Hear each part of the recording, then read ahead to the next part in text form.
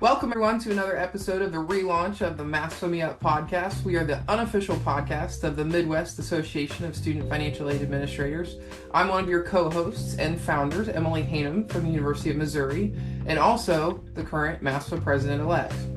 Chad Olson, one of my co-hosts and co-founders of the podcast, someone who seems to have done it all for MASFA, including being one of our former MASFA presidents and an overall genuinely great guy, is also with us today. Well, thank you, Emily. It's great to be here. My name is Chad Olson. I'm the Director of Student Financial Aid at Iowa State University. I'm on the road today.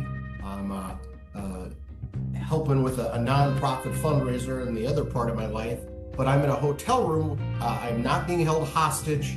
I don't know what's going on with the internet, the lighting. I look like I'm in the fog, but I'm usually in the fog, but I'll come out of the fog today while we talk with Heidi.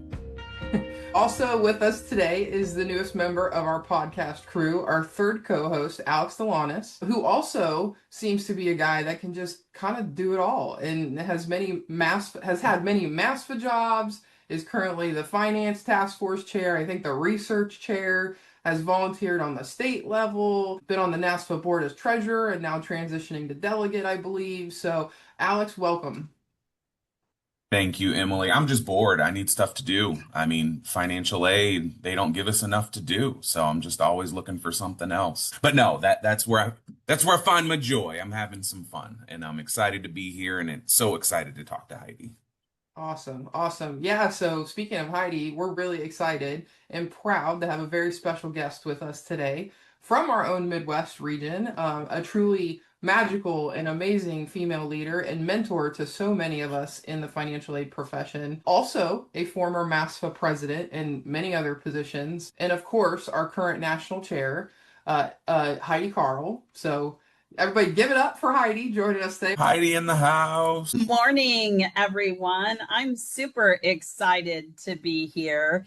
This is truly an honor for me. And yes, I am so proud to be from MASFA, the Midwest region, Indiana, ISFA. I've worked my whole career here in the state of Indiana and the Midwest region. So wonderful to be with all of you and to be able to rep the Midwest as I join the NASFA crew as national chair this year. Well, we're super stoked to have you on today, Heidi. And we're coming off of the NASFA virtual conference. We're coming off of NASFA in Anaheim, where we were honored to get the pleasure to see you receive the gavel to become the NASFA chair and hear your speech. And I kind of think you might have blown a few people away with your NASFA acceptance speech. So I feel like, I don't know if you guys heard it, but like, I felt like the crowd had an ooh or an ah to it when she talked about the storm and being the storm. So we're going to listen to that clip right now. But here's the truth. These are not easy times.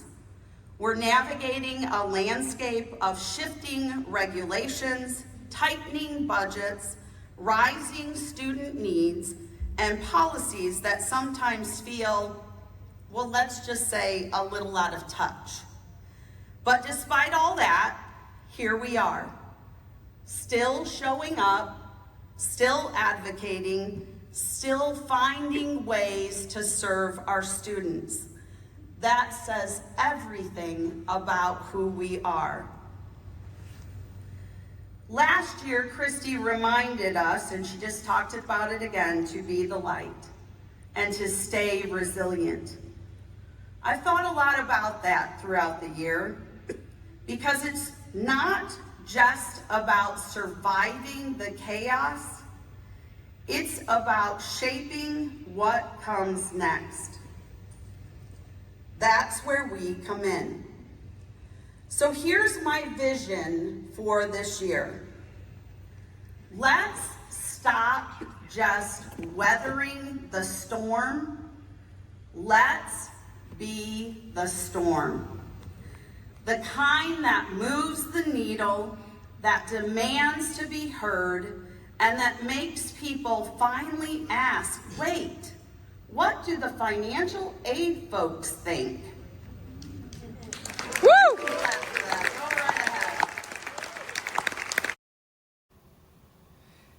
Heidi's second clip from her speech at NASFA. Every moment of uncertainty. But what excites me most is that we haven't only weathered the storms, we've been the storm. We've been the surge that pushes progress forward. We've been bold voices for students. We've disrupted systems that no longer serve equity. And we've done it together with clarity, purpose, and yes, a little thunder when needed. As we celebrate this milestone, let's carry that spirit into our future. Let's be the storm that clears the path. And let's also be the lighthouse, steady, guiding, and unwavering in our mission to make higher education accessible for all. So Heidi, I have to ask, after listening to those clips, where did the inspiration come from? Yeah, Emily, I thought a lot about the slogan or the mantra that Christy had in the previous year of being the light and being resilient. And I thought about that quite a bit. And her theme and her focus for the year surrounded that. And it was kind of fun how it all came around, especially when she had her chairs board meeting. The hotel that we were at, actually, that was their theme for the holiday season.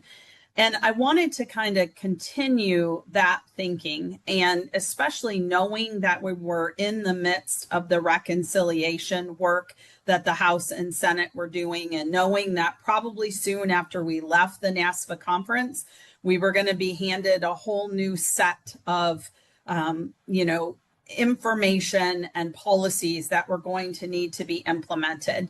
And I think sometimes, Alex joked a little bit, we don't have enough to do in financial aid. So, there's always change. There's always new ways to do things and to update our work. Part of that is, an eye to tightening budgets and making sure we're being very intentional with taxpayers' dollars. And so I wanted to kind of give some words to everybody of, instead of kind of wallowing in more change, more to do, more work, how do you just grab a hold of that and weather and get through the storm? And part of that, I think, is being that storm. I also think one of the themes I weaved into the speech was about also being the lighthouse and being that beacon of hope for others. I think that's one of the things I love about our profession. And you've probably talked about it many times on the podcast with many other guests, but we wouldn't make it through the storm without each other. And that was what I wanted to have people understand was we need to link arms and figure out this new reconciliation bill that we're handed and work together to still be advocates for our students. Yeah, like you said, Heidi, financial aid's always changing, always evolving, and seems like we're always moving from one storm to another, and certainly we've been handed another storm on campus with the reconciliation bill, and it seems like all of our campuses immediately want the answers of what was signed 2 weeks ago, and we need to not only maybe preach hope and optimism, but also a little patience to some of our administration, let them know we'll share as soon as we know. Yeah, that's a big part of it, Chad. I think, how do we stay positive when all different sides are coming at us? I read an article a while back, and it actually was written by a gentleman who received a diagnosis that he was going to go blind. And he said, I was told that within like a year or two, I would lose all of my sight. And he told this little story in this article about, I decided that I needed to soak up all that I could while I was still a sighted individual, and not sit there and wallow in a year or two, I'm not going to be able to see anymore. And he said sometimes the little story he told was about how many of you absolutely love a good waffle. And I admit it, I'm one of those people. If I go to a restaurant and they have a waffle on the menu and I'm there for breakfast, that is what I'm ordering all day long. And he said, is that because you love them or because you don't make them very much when you're at home? And I have a waffle iron. It sits in my pantry. I rarely get it out. And in his article, he talked about, do you not get it out because you sit there and you think, do you know how hard it is to clean that thing when I'm all done eating and, stuff gets stuck in there and it's hard to clean electrical appliances and I don't want to bother with it and I don't want the mess. But he talked about you miss the joy of that amazing waffle. And so why are we always thinking about the after effects? Why don't we live in the moment, enjoy the waffle, and then figure out how to clean it later? Like, get your waffle iron out. And there was also kind of a bit of info in the article that talked about positivity is a cognitive vitamin for your brain. And you have to constantly, just like we take our multivitamin every day to keep us healthy, you have to constantly keep positive thinking in your head to keep your brain healthy and to keep you focused where you need to be. And I get it that, all of these different, we talked about tightening budgets. There's a big push on our campuses to figure out new revenue streams and figure out new ways to bring in resources. And so I get why people are like, ooh, Workforce Pell, let me set up that program. Let me figure out how to offer this next credential. But we really do have to wait and get all of the specifics, or we might set up programs that truly don't end up being eligible. And so I know there's a lot of angst and anxiety. And, for the most part, as much as we can hold off others by saying we don't have all the answers, and that's okay. Sometimes you just got to get the waffle iron out and make some waffles and figure it out. That's part of it. I love that. I love that so much. And I'm just thinking I'm waiting for the day my kids are old enough so they can clean the waffle iron Yes. after I use it. Yeah, we're Me too. we're still getting there. I don't want them anywhere near it right now, but Alex, it'll never happen. Thank- My kids Spoiler make alert. waffles and dad still cleans the iron. Oh gosh, that's the worst news I've gotten all But day. no, I'm going to be positive. Someday it may happen. And Okay, okay. you. That Actually, positive mindset. I think the positive is, Chad, when your kids get married, I'm buying them a waffle iron for their wedding present. That's what we're going to think. Yeah, there we go.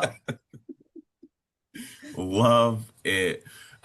So Heidi, you and I go way back. For those who don't know, when I attended the MASFA Leadership Symposium, Heidi was the chair of that committee and one of the fantastic faculty that I got to learn from, and it was really my introduction into MASFA. Also, we worked together in Indiana. We served on the NASFA board together. I've heard you talk a lot about an infinite mindset and having an infinite mindset. And you have such an uplifting leadership style that we talked about the speech and everything of how getting people energized and kind of bringing it back to that infinite mindset. Can you talk a little bit more about that? Yeah. So, Alex, the first thing I need to say is to give credit where credit is due. So I'm a groupie of an author, Simon Sinek. And, if you haven't read him, he wrote this great little book that if you see it on the shelf, you think it might even be a kid's book called Together is Better. And that's kind of one of my building blocks of my leadership, how I work with a team. I won't get into that one a whole lot today, but if you haven't picked up Together is Better, grab a copy, keep it on your desk, flip through it. It's great. But he also wrote Finding Your Why. And just really digging deep into why do you do what you do. And if you've heard me talk before, you've heard me say, I'm that college student who didn't know what I wanted to be when I grew up. I still don't really know what I want to be when I grow up. Let's hope it's somebody who works in financial aid or enrollment management who wants to be national chair, that all those good things, because that's the dream I'm living and I'm loving every minute of it. But Simon also wrote a book called The Infinite Game. And he talks about so often in leadership, we play a finite game. We play a game to win, to be the best, to, you know, conquer, to be at the top. And he says, if you really want to last for the long term, you're going to have to play an infinite game and have an infinite mindset. And he walks through kind of 5 top principles, and I'll kind of go through them pretty quickly and we can delve in more if you want. But one of them is to advance a just cause. And at the heart of that, it's really to have purpose and meaning in your work. It doesn't matter if you're a doctor, a lawyer, a financial aid professional, or whether you're a janitor or a garbage collector or anything that you do it with purpose, do it with meaning. Truly, he talks about to be a chief vision officer instead of a chief executive officer. And I love kind of that term, like it's up to you to kind of set the vision. And then he says the next step is to build a trusting team. You have to look after the employees. So if you're a leader today, it's all about valuing trust above performance. So how do you build trust with your team? And then, you know, what I love about Simon's work is that he isn't so naive to say you aren't going to have to pay a little bit of attention to the competition. And so his word is to study the worthy rival. And how I see that in our space is to really do service surveys, to ask our students and parents, our other units across the campus, what do you think about us? How do you view the financial aid team? Are we helping you? Do we meet what you are asking us to do in regards to service? And so really get the competitor's view and understand the worthy rivals. And so part of it, you know, I've worked both sides of enrollment. I've been an admissions person, and I think sometimes there's a little bit of a play, right, between admissions and financial aid, because they're all the rah, rah, our campus is amazing. You want to come to college here. And we're the, oh, but can you afford it? Can you really pay the money to be here? And so how do we add a little bit of that rah, rah to the financial aid, even figuring out the difficult parts of financing? And part of it is find out what they're doing so that we can do pieces of that. You know, some of that is as simple as how do you treat students as individuals? How do you address them by name? How do you make sure you follow through and help get their questions answered? How do you be proactive with information to them so that you look like you're anticipating their needs and their questions ahead of time? And then the next thing that Simon talks about is prepare for existential flexibility. When I first read The Infinite Game, I think he wrote that one for us because in the financial aid world, it's always about flexibility and change. And he talks about recognizing that our work will always be a work in progress. And that's something that I think is huge in the financial aid realm. If you're working to be done, don't work in financial aid because the work is never done. We're always going to have a new bill. We're always going to have a new initiative, a new way to do something. And part of it for me, I look at that, that's job security, right? Like there's always plenty of work in the financial aid realm. So you have to be able to be disruptive, to really take a look at processes and policies. How do we improve? How do we do better? And then his very last point is one that I'm always passionate about, and that's to have the courage to lead. You have to have extreme bravery to hold on to ideas that sometimes might be pretty audacious.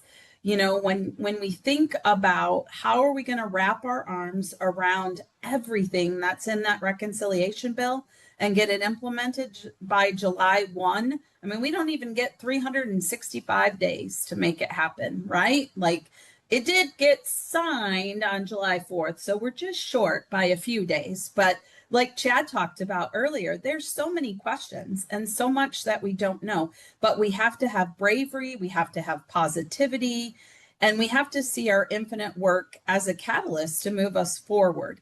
Instead of projecting negativity in the chaos, we've just got to have that courage to grab a hold and lead. And so that's a lot of what that infinite game mentality is all about, and why I love Simon Sinek's work. And when I read that book, I kind of just was like a big aha, like that's kind of how I work each day.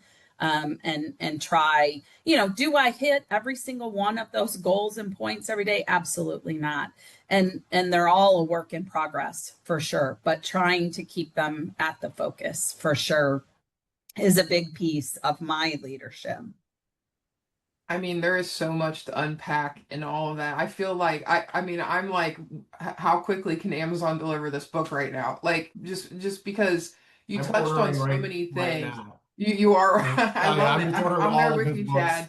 Chad. Well, and I wonder too if it's just how well you articulate things, Heidi, but like and apply them to our financial aid community because I think almost every point you made it was something we all needed to hear. And I keep trying to emphasize to my team in our office, no one freak out, no one jump off the cliff. Like, and this was true when the new FAFSA came out. To your point, things are always changing, and you got to love the challenge of the change, to work in financial aid and truly enjoy it and not be stressed out every day and let the work overcome you. And so I think all of those messages that you just hit on are so amazing. It's progress over perfection, right? We're never going to be perfect every day, but it's that progress and trying to be less transactional and more human. We have to do the transactions. We have to have those conversations, but how can we make those more meaningful and impactful? And so, because it's we all know it, right? In every relationship we have, it's how the person makes us feel. Not the words we say, it's the feeling we get from them. And how can we bring that to our jobs, to our colleagues that we work with, in other offices, within our own office, and then in our interactions with students. So I think all those things are just amazing. So I'll link to the books that you talked about, especially this one. I don't necessarily have show notes yet, but we're working on it. We'll get there. Staying on the topic of leadership, you told me one of your favorite quotes is the following: "The role of the leader is not to come up with all of the great ideas. The role of the leader is to create an environment in which ideas can happen." Tell us more. Yeah, I think a lot of that, Emily, is really, it ties in a lot to that concept of building trust with a team. And it's also a big part of it is getting to know people and really finding what their strengths are and how do you tease out and get them to work to their strengths, and how do you get them to have an open conversation and to really be a part of the work that we do.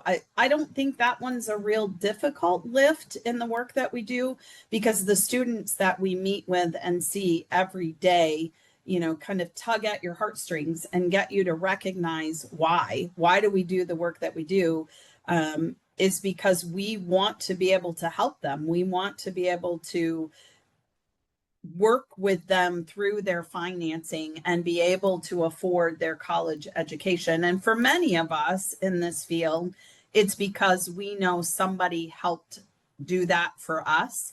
I mean, I'm a kid who grew up with a single mom.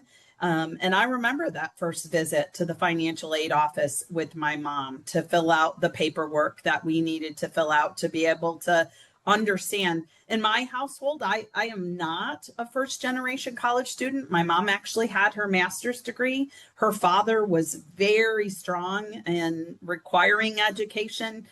She had 5 brothers and 4 sisters. There were 9 of them total. And everybody, you either had to join a branch of the military service or you had to go to college. So I was fortunate that I had kind of grown up in that college going family, but how we were going to afford it, nobody had a clue. And so it was because somebody in financial aid helped my mom and I figure it out that I moved on. And so I think you have to create an environment where your team sees the work that they do with families and they want to participate and they want to be able to help give ideas and find efficiencies, find improvements. Kind of speaks to me so much. I think sometimes as leaders, we can feel the weight of the world on our shoulders.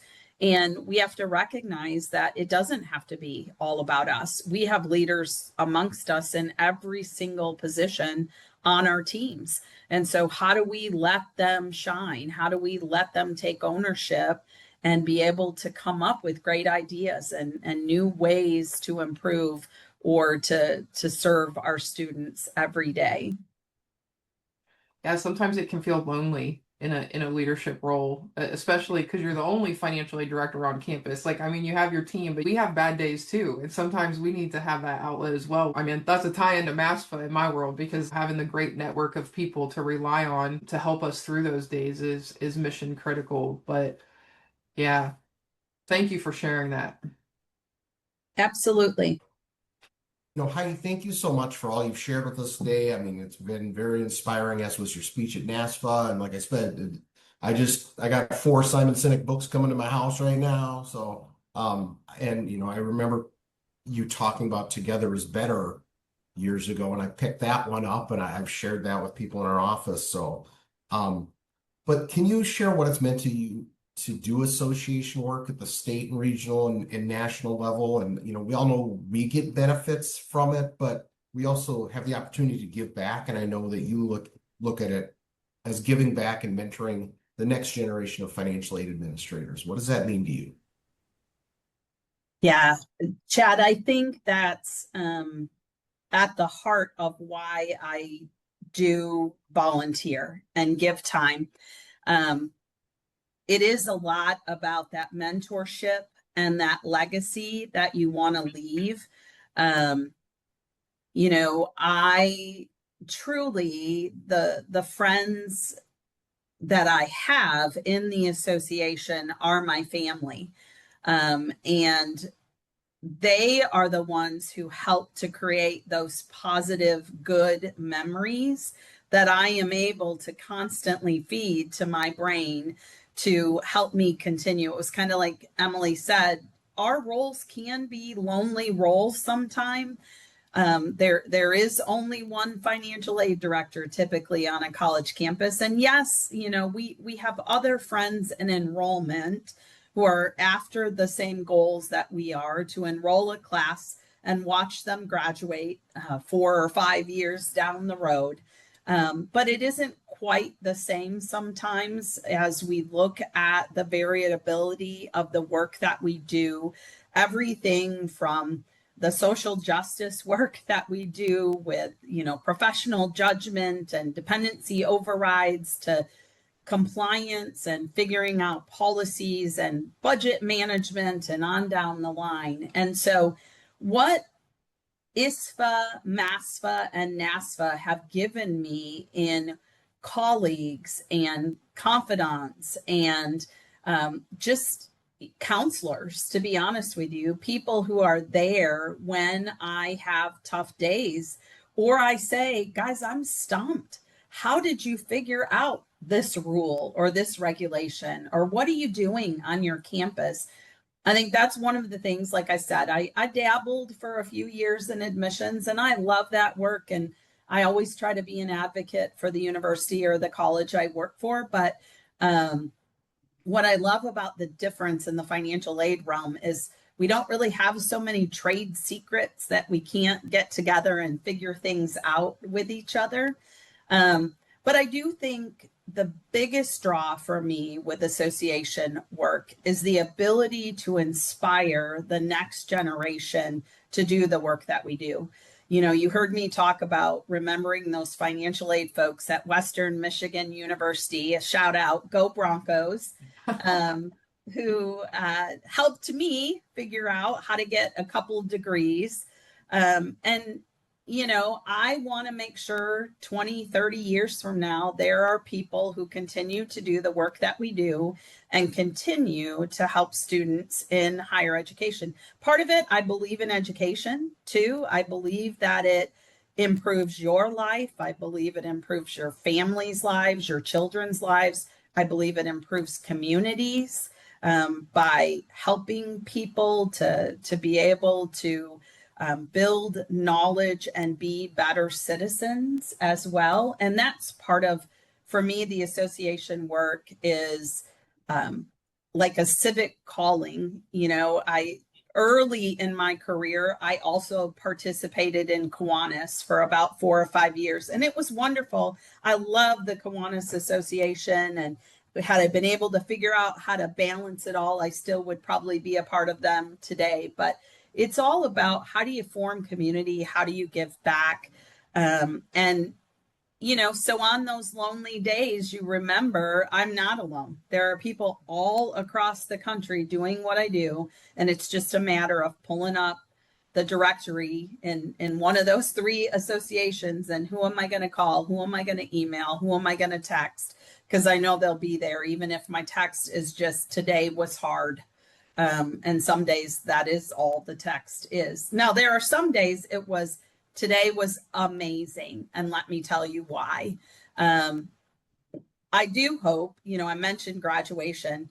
That's one of the ways I think you fill your cup in this work, is you go to graduation and you watch those students walk across the stage as, you know, you name it, teachers and scientists and veterinarians and all the like. And you're like, I remember that one and I remember that one. And you see what they're going to go out into the world and do and be.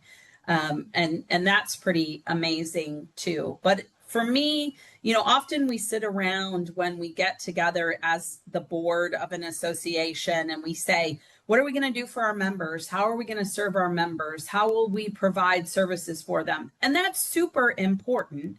You know, they are paying for a membership. We need to make sure we're being advocates, we're providing training, we're being resources. But I also think sometimes we need to flip that conversation and say, what is our membership doing for each other? What are we doing to mentor, to grow, to raise up leaders and to support them? And so that's why I do all the work that I do. That's why I'm humbled and honored to be NASFA National Chair. I mean, there is no greater honor for me, to be honest, than to be able to be elected by my peers from across the country to be that leader, to be that advocate. When I talked in my speech at Anaheim, I wrote an essay when I was in like 3rd or 4th grade, and I talked about wanting to be president of the United States someday. And when I reflected on that a little bit, you know, I do think a lot of that had to do with, I knew even back then, I loved leading. I loved giving speeches and talking, and I loved getting together with people and having community. And so for me, being elected as NASFA National Chair, I'm there. I've achieved the pinnacle. I've reached the mountain. You know, I think for me, this is the realization of that childhood dream completely. And so that's why I love the work that we all do, and celebrate and appreciate it. Yeah, it's hard to imagine doing what we do in a silo without the community and friendships and even family that we've built. I don't know if you remember this, but it meant a lot to me when in Anaheim, when you're done speaking, Alex and I came up on stage to give you a hug and you stretched out your arms and said, "Oh, here's my boys." Yeah, you guys will always be my brothers. Yeah. I always wanted brothers growing up. I have one sister. I love her. She's amazing. But you know, what girl didn't want brothers growing up? So you guys are a couple of them, and I've collected, 50 or 60 more that are my brothers and sisters in the work that we do. We are definitely a family for sure. Alex, you said Yeah, Heidi was your chair for Summer Institute, right? Because I know Heidi faculty for me when I was at Summer Institute, and I mean that would literally led to me deciding to leave my career in athletics and stay in financial aid. And anytime Heidi talks, like everyone leaves the room inspired or ready to take on the next challenge. And I think Heidi, you need to realize you're one of the people that are filling up people's cups. And truly inspiring the next generation, like you mentioned. I think you're absolutely doing that, including with my own children, who you got to spend time with at NASFA at Disneyland. All I've heard since we've left is, when are we going back to Disneyland with Heidi and Dusty? And I have to just tell, I looked it up. Funny story. Well, maybe not so funny for daughter. We went on the Pirates of the Caribbean ride. And Heidi, I don't know if you know, but that ride is 15 minutes and 30 seconds. And I believe for 14 minutes and 47 seconds, my daughter sobbed in Heidi's arms because she was so terrified. Oh no. We couldn't tell if Heidi's shirt was wet from tears or the water from the boat. Like we had no idea. But she talks about that, and they've been talking about it ever since. We had so much fun. We did have a blast. And, that's one of the things that I love is that, Alex, you and, Chad, I've loved watching your kids grow up, and Emily, when your cat comes across, your fur babies. I'm just a crazy cat lady. That's fine. Yeah, crazy cat lady. But, those are the things that make this life and this work so amazing, is to be able to share and be a part. Dusty and I never had our own children. We love children dearly. And we say, we're so thankful and grateful that you all let us be a part of their lives. I mean, I know I'm going to tell that story at Samira's graduation party someday. I'm going to maybe even take her back for a ride through Pirates of the Caribbean for her graduation trip or something, so we can go experience it again. But yeah, bless her little heart. She was not having it and was a little scared. And all I kept thinking was, is this really what parenting is? Are you supposed to scare your children to death? But hopefully it didn't scar her for life. If Alex, you said she's ready to go back. No. I think she wants to go back. She might skip that ride, but she's ready to go back. Yeah. It's so funny you guys are telling this story, because Michelle and Karen and I rode that ride, and at some point somebody said, "Is this really a kid's ride? This is kind of intense." Yeah, it was pretty dark. All it was good. A little spooky, and we did get soaked. Of course, we were seated in the very front of the car. So, which you have to know, we had sworn off water rides, even though Alex was egging us on, because we didn't want to have a soggy bottom for the whole day, but we ended up with it anyhow. So all good. It was hot. It dried out eventually. Oh yeah. You talk about building 45 trust, minutes. Heidi. Doesn't sound like the trust meter, check the box on that one. I know. Got one on that ride. Yeah, definitely. It was good. Yeah, those are the things though. I think back and I grew up in Michigan, but one of the things I love when I go visit the Michigan Association is they've always had a tradition of bringing their families and their children to conferences. And we've kind of done that in MASFA too. And that's what I love about it, that it is a family affair. You know, we're all there to come together in community. We're all there to build great memories, to continue to have, you know, that positivity that we feed ourselves and our brains, and take our vitamins and be well, for sure, for sure. Well, thank you so much, Heidi, for joining us and doing that. I think before I close out, I'm just kind of curious if Chad or Alex, if you guys have any other tips or tricks to fill your cup up, because the NASFA virtual conference was just this past week, and I think so I wasn't able to get to every session live, and I love that they're on demand because we're all busy and we have meetings and stuff going on. We try to divide and conquer, but one of the things that some of my team members said was a lot of the comments in the sessions and in the different webinars were unfortunately down. It seems like people were down and or frustrated, and you know, Heidi's given a lot of great advice throughout this podcast of optimism and your why and great quotes and great advice. But Chad or Alex, I wonder if one of you guys want to share the things that you do, whether on a daily basis or on a regular increment, to like kind of refill your cup.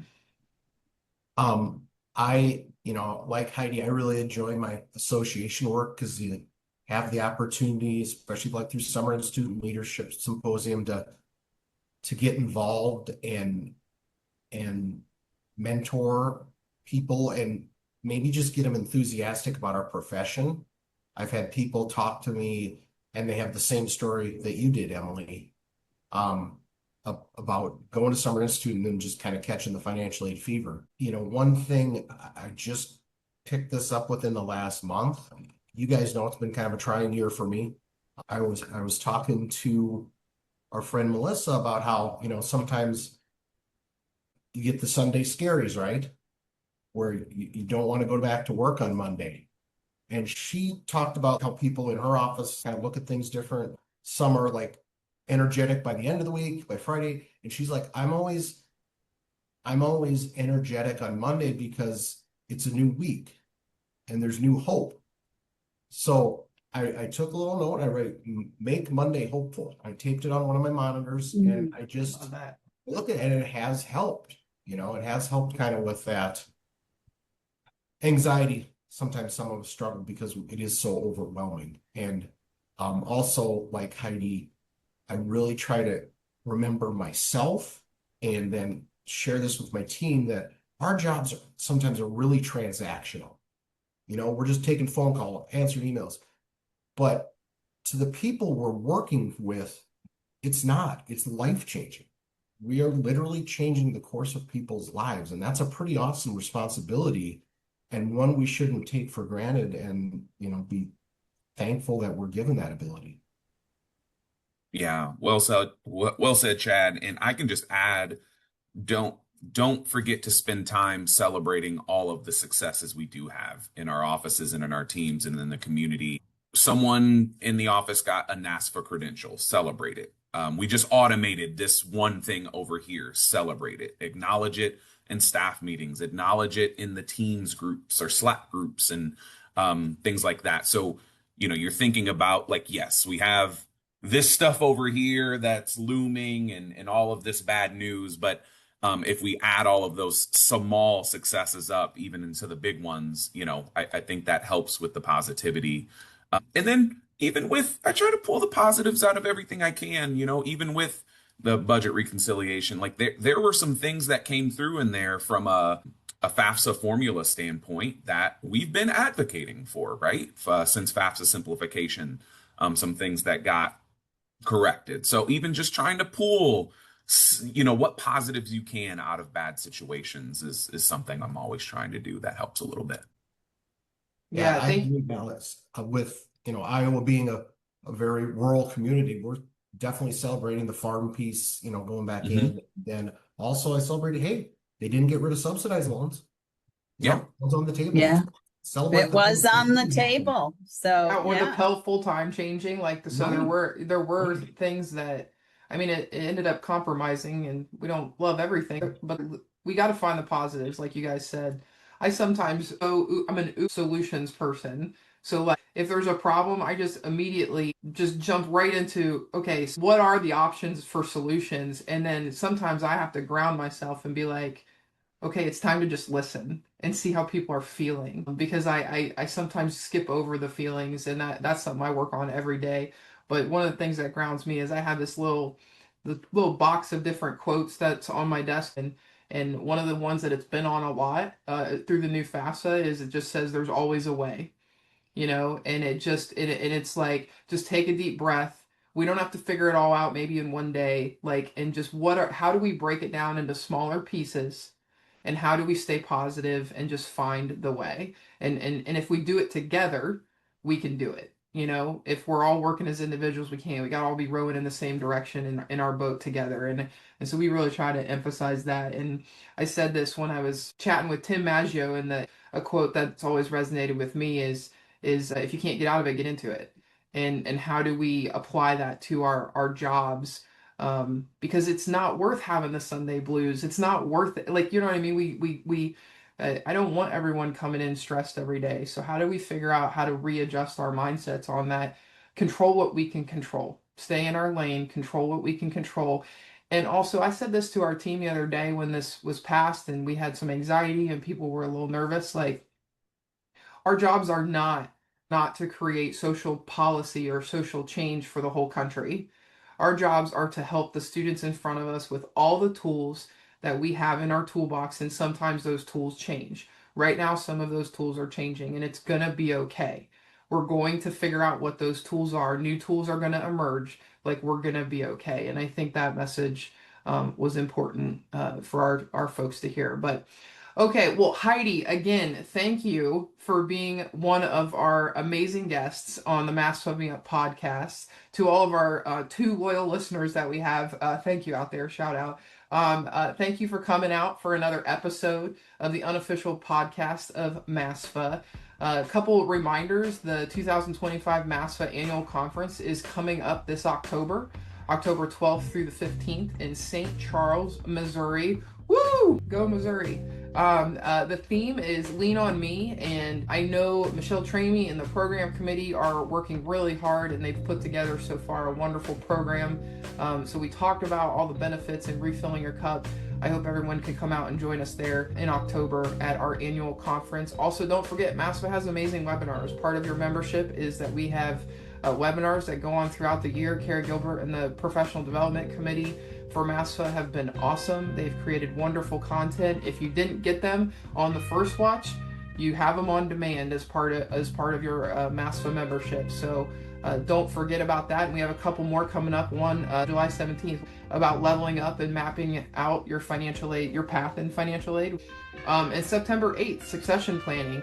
I think this sometimes falls by the wayside. We get busy and we don't think about this, but it's super important in our offices to have succession planning and what that means. And so keep in mind, again, all of those are on demand. If you can't watch them live, make sure that you are checking those out. Lots of good tools that MASFA is trying to help provide as part of the membership. And if you didn't know this, Betsy Johnson, our current president, every month she goes in and updates the homepage of our website and provides a new message. So let's make it a thing. Let's make it a thing to check out the MASFA website every month when a new message gets thrown out there from our current president, Betsy Johnson. So to my co-hosts, Chad and Alex, also known in the community as Chalix, thank you for joining me again today to do this podcast.